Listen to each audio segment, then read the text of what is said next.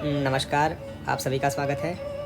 हम सुंदरकांड की चर्चा कर रहे थे और कल हमने किष्किंधा कांड में जो सुंदरकांड का भाग अंतर्हित होता है उसकी हमने चर्चा की थी और आज हम सुंदरकांड से ही इसका प्रारंभ करते हैं। तो भगवान श्री राम के चरणों में नमन करते हुए और श्री गणपति महाराज को नमन करते हुए हम इसकी शुरुआत करते हैं।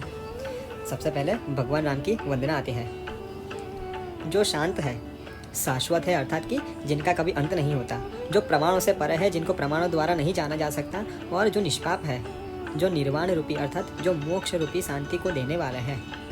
ब्रह्मा, शंकर जी और शेषनाग मुनियों द्वारा जो सेवित है और वेदांत के द्वारा जो जानने योग्य है, जो व्यापक है, वो जो राम नाम से जाने जाते हैं, जो समस्त संसार के ईश्वर है, सभी देवताओं के जो गुरु हैं और जिन्होंने अपनी माया से खुद को मनुष्य बना लिया है, लेकिन वो मनुष्य नहीं है, जो साक्षात श्री हरि है, उनको उन करुणा कर जो सदैव करुणा किया करते हैं, जो अभी रघुवंश में उत्पन्न हुए हैं, जो रघुवंश में सर्वश्रेष्ठ है, उन सभी राजाओं के चूड़ामणि सर्वश्रेष्ठ राजा भगवान श्री राम की मैं वंदना करता हूँ। शांतम शाश्वतम अप्रमेयमनघम निर्वाण शांति प्रदम, निर्वाण रूपी शांति को देने वाले ब्रह्मा शंभु फणींद्र सेव्य मनीषम वेदांत वेद्यम विभुम, जो वेदांतों द्वारा जाने जाते हैं। रामाख्यम जगदीश्वरम सुरगुरुम माया मनुष्यम हरि वंदे हम करुणाकरम रघुवरम भूपाल चूड़ामणि। और तुलसीदास जी आगे कहते हैं, हे भगवान, मैं आपसे सत्य कहता हूँ कि मेरे हृदय में और कोई मनोकामना नहीं है। नान्या स्पृहा रघुपते हृदये स्मदीये सत्यम वदामि च भवान अखिलांतरात्मा। और आप तो समस्त भुवनों की आत्मा ही हो, समस्त ब्रह्मांड की आत्मा ही हो, तो आपसे क्या छुपा है भगवान। बस मैं क्या चाहता हूँ, भक्ति प्रयच्छ रघुपुंगव निर्भरा में। हे प्रभु, मैं बस आपकी परिपूर्ण भक्ति चाहता हूँ और कामादि दोष रहितम कुरु मानसम च।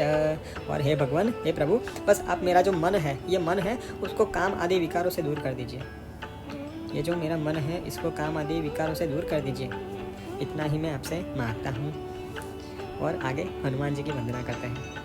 अतुलित बलधामं हेम शैलाभदेहं धनुजवन कृशानुं ज्ञानिनामग्रगण्यं सकलगुणनिधानं वानराणामधीशं रघुपतिप्रियभक्तं वातजातं नमामि। जो अतुलित बल के धाम है, यहाँ पर तुलसीदास जी क्या लिखते हैं, जो अतुलित बल के धाम है, जिनमें अतुलित बल नहीं है, जिनका अतुलित बल नहीं है, जिनके अंदर अतुलित बल रखा हुआ है और जिनका देह कैसा है, हेम शैलाभ देहम, जो सुमेरु पर्वत के समान, लेकिन कैसे, सोने के सुमेरु पर्वत के समान है, और जो दुष्टों के वंश का अंत करने वाला है। धनुज वन कृशानुम, और जो ज्ञानियों में अग्रगण्य है, जो समस्त गुण के निधान है, जिनमें समस्त गुण बसे हुए हैं, और जो वानरों के ईश्वर है, वानरों के स्वामी है, उन रघुपति के प्रिय भक्त जो वायुदेव के पुत्र हैं, उनका मैं नमन करता हूँ। अब हम कथा को आगे बढ़ाते हैं।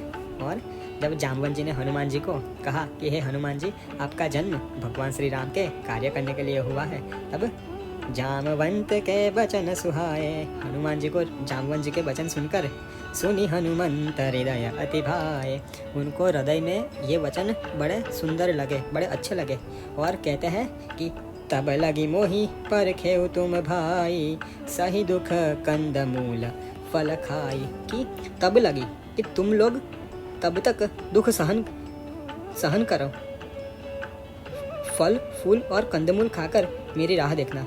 तब तक तुम लोग दुख सहन करके कंदमूल खाकर मेरी राह देखना, जब तक कि मैं जब लगिया वहु सीता ही देखी, जब तक मैं सीता जी को देखकर ना आऊँ। मेरे हृदय में ये पूर्ण विश्वास है कि मैं उनकी खबर लेकर, उनकी सुधि लेकर अवश्य वापस आ जाऊंगा। हो ही काजू मोही हर्ष बिसेकी, मेरे हृदय में हर्ष हो रहा है। और ऐसा कहकर हनुमान जी यह कहीं नाई सबनी कहूमा था, ऐसा कहकर सभी को सर नमाया, अपना सर झुकाया और हृदय में भगवान का स्मरण करके चले हर्षि ही धरी रघुनाथ, और रघुनाथ का स्मरण करके अपने मन में वो चले। कहाँ पर चले? समुद्र का किनारा था। सिंधु तीर एक भूधर सुंदर, एक सुंदर नाम का पर्वत था। तो हनुमान जी उसमें कौतुक कर कर, अर्थात कोई विशेष प्रयत्न नहीं, बस ऐसे ही एक छलांग लगाई और उसके ऊपर चढ़ गए। कौतुक कूदी चढ़े ताऊ ऊपर, और जब उसके ऊपर चढ़ गए तब बार बार रघुवीर संभारी, और बार बार भगवान का स्मरण करते हुए तर के पवन तनय बल भारी, और बल भारी अर्थात कि बलवान हनुमान, पवन पुत्र हनुमान ने उसके ऊपर बड़े वेग से उछले। तर के उसके ऊपर वो बड़े वेग से उछले, और जैसे ही उन्होंने अपना चरण प्रहार किया उस सुंदर नाम के पर्वत पर कूदने के लिए, तब जय ही गिरि चरण दे हनुमंता, तो वो जैसे ही हनुमान जी ने उस पर्वत को अपना चरण लगाया, चले उसोगा पाताल तुरंता, तो वो पर्वत तुरंत ही पाताल को चला गया। इतनी जोर से हनुमान जी ने उसको चरण मारा। और वो कैसे जाते हैं, हनुमान जी कैसे जाते हैं? जिमी अमोघ रघुपति करबाना, एही भांति चले हनुमाना। देखिए तुलसीदास जी कितनी सुंदर उपमा देते हैं। कहते हैं कि जैसे रामचंद्र जी का अमोघ बाण होता है, अमोघ अर्थात कि जिसका लक्ष्य ना चुके, और बाण निर्जीव होता है। ध्यान दीजिए, बाण निर्जीव होता है, उसमें अपना बल नहीं होता, जो उसको चलाता है उसका ही बल उसमें होता है। तो इसीलिए पहले हमने कहा था हनुमान जी में कितना बल है, अतुलित बल धामम। और अतुलित बल किनका है? भगवान श्री राम का अतुलित बल है। और अर्थात कि जो भगवान श्री राम का बल है, वही बल हनुमान जी के हृदय में है। और इसी बल के प्रताप पर हनुमान जी ने, जैसे अमोघ बाण होता है उसी तरीके से हनुमान जी समुद्र को पार करने लगे। जैसे वो समुद्र पार कर ही रहे थे कि समुद्र ने देखा कि ये तो रामचंद्र जी का दूत जा रहा है। तो ये समझकर उन्होंने मेनाक को कहा कि हे मेनाक, हमें हमारे ऊपर किए हुए उपकार को नहीं भूलना चाहिए। मैं चाहता हूँ कि तुम हनुमान जी को थोड़ी देर के लिए आश्रय प्रदान करो, क्योंकि तुम्हें याद होगा जब इंद्र तुम्हें मारने के लिए आया था, तब पवन देव ने ही तुम्हें यह सुझाव दिया था कि तुम समुद्र के अंदर चले जाओ, ताकि तुम्हारे पंख बचे रहे और इंद्र तुम्हारे पंख न काट सके। जलनिधि रघुपति दूत विचारी, ते मैनाक होई श्रमहारी। हे मैनाक, तुम उनका श्रम दूर करो। तब जब मैनाक हनुमान जी के सामने खड़ा हो गया तो हनुमान जी उसको स्पर्श करते हैं और क्या कहते हैं कि उनको प्रणाम किया, मैनाक को प्रणाम किया, और कहते हैं कि मुझे राम जी का कार्य किए बिना विश्राम हो ही नहीं सकता, विश्राम मिल ही नहीं सकता। हनुमान ते ही परसा कर पुनि कीन प्रणाम, राम काजु कीन है बिनु मोहि कहा विश्राम। अब जब देवताओं ने पवन पुत्र हनुमान जी को जाते हुए देखा, जात पवन सुत देवन देखा, जाने कहूँ, तो उन्होंने सोचा कि इनकी बुद्धि और बल की परीक्षा लेते हैं। जाने कहूँ बल बुद्धि विशेषा। तब उन्होंने सुरसा नाम की अहिन के माता, सांपों की माता थी, पठइन आई कही ते ही बाता, और सुरसा नाम की सांपों की माता को उन्होंने भेजा। और जब वो आई हनुमान जी के पास तो उन्होंने हनुमान जी अर्थात सुरसा ने, जो सांपों की माता थी, हनुमान जी के सामने आकर उन्होंने सारी बात बता दी। पठई न आई कही ते ही बाता, उसने सारी बात कह दी। और क्या कहा? आजो सुरन मोही दीन आहारा, कि आज देवताओं ने मुझे आहार दिया है। तो उसको सुनकर पवन पुत्र क्या कहता है? सुनत बचन कह पवन कुमारा। कहते हैं हनुमान जी, हे माँ, राम काजु करी फिर मैं आवा, मैं राम जी का कार्य करके आऊँगा। सीता कई सुधी प्रभु ही सुनावा, सीता माता की जो भी सूचना होगी वो भगवान को मैं कह दूंगा, और उसके बाद मैं अवश्य तुम्हारे यहाँ आऊँगा और आपके पेट में चला जाऊँगा, आपके मुख में चला जाऊँगा। तब बदन पैठी हूँ आई, तब मैं तुम्हारे पेट में मुख में घुस जाऊंगा। और ये मैं तुम्हें सत्य कहता हूँ माता, सत्य कहो, बस अभी मुझे जाने दो। मोही जान दे माई। हनुमान जी बड़ा अनुनय विनय करता है, लेकिन वो सुरसा उनको जाने ही नहीं देती।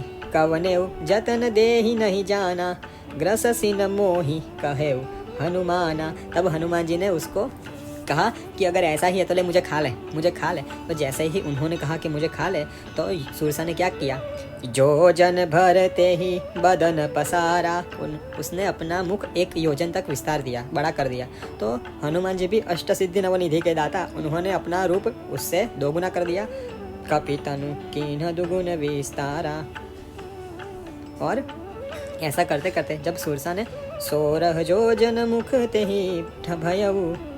तब हनुमान जी ने 32 योजन का अपना विस्तार कर दिया। जैसे जैसे सुरसा अपना बदन बढ़ाती है वैसे वैसे कपिराज अपना 2 गुना रूप दिखाते हैं उसे।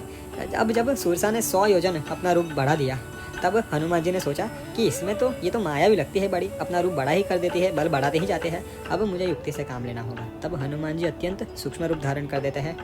बदन 7 योजन तेहि आनन कीन्हा। जब सुरसा ने अपना मुख 100 योजन तक लंबा कर दिया तो अति लघु रूप पवन सुत लीन्हा। तब हनुमान जी अत्यंत सूक्ष्म रूप धारण करते हैं और अपनी बुद्धि का प्रयोग करते हैं। और क्या करते हैं, अब जब उसने 100 योजन बड़ा मुख किया है तो उसको बंद होने में समय तो लगेगा। तो उसी का फायदा उठाते हनुमान जी इतनी वेग से उसके पेट में जाकर बाहर आ जाते हैं अपना सूक्ष्म रूप बना के। बदन पैठी पुनी बाहर आवा, बदन के अंदर चले गए, शरीर के अंदर चले गए और बाहर भी आ गए। और मांगा विदा ताही सिरुनावा, और सुरसा माता को, सांपों की माता को नमन करके उनसे विदा मांगी। तब सुरसा क्या कहते हैं कि मोही सुरन जेही लागी पठावा। मुझे देवताओं ने जिस कार्य के लिए भेजा था, बुद्धि बल मरम तोर मैं पावा, कि मैंने तुम्हारे उस बुद्धि और बल की परीक्षा ले ली। कैसे ले ली, मैंने अपना विस्तार बढ़ाया तो तुमने मुझसे अपना विस्तार और बढ़ाते गए। और जब तुमने सोच लिया कि मैं उससे बल में नहीं जीत सकता तो तुमने बुद्धि से मेरे शरीर के अंदर प्रवेश करके बाहर आ गए। तब बुद्धि बल मरम तोर मैं पावा। तो हे हनुमान जी, मैंने आपके बुद्धि और बल की परीक्षा ले ली है। अब आप क्या करो, राम काज सब करिहु तुम, बल बुद्धि निधान, आशीष दे गई सो हरसि चले हनुमान। अब यहाँ देखिए जाम्बवन जी ने हनुमान जी को क्या कहा था, आप क्या कार्य करके आइए, देखी सुधी, आप सीता माता की बस सुधी अर्थात की खबर लेकर राम जी को दे दीजिए। और यहाँ सुरसा क्या कहती है, राम काज सब करिहु तुम, सभी राम जी का कार्य कर दो। तो हनुमान जी सोचते हैं कि हमें तो एक ही कार्य पता है, सब क्या करें, हमें तो एक ही कार्य कहा गया है कि सीता माता की खोज करके यहाँ वापस आ जाओ। अब सब कौन सा कार्य है, अब आगे वो भी पता चल जाएगा। राम काज सब करिहु तुम, बल बुद्धि निधान, आशीष दे गई सो हर्षि चले हनुमान। तब वो उनको आशीर्वाद देकर अपने धाम को चली गई, अर्थात सुरसा जहाँ से आई थी वहाँ चली गई। और हनुमान जी भी हर्षाकर आगे बढ़ने लगे। अब इससे आगे उनकी भेंट सागर में रहने वाले एक निशिचरणी से होती है। उसके आगे का प्रसंग हम कल देखेंगे। तब तक के लिए आप सबको जय श्री राम और हर हर महादेव।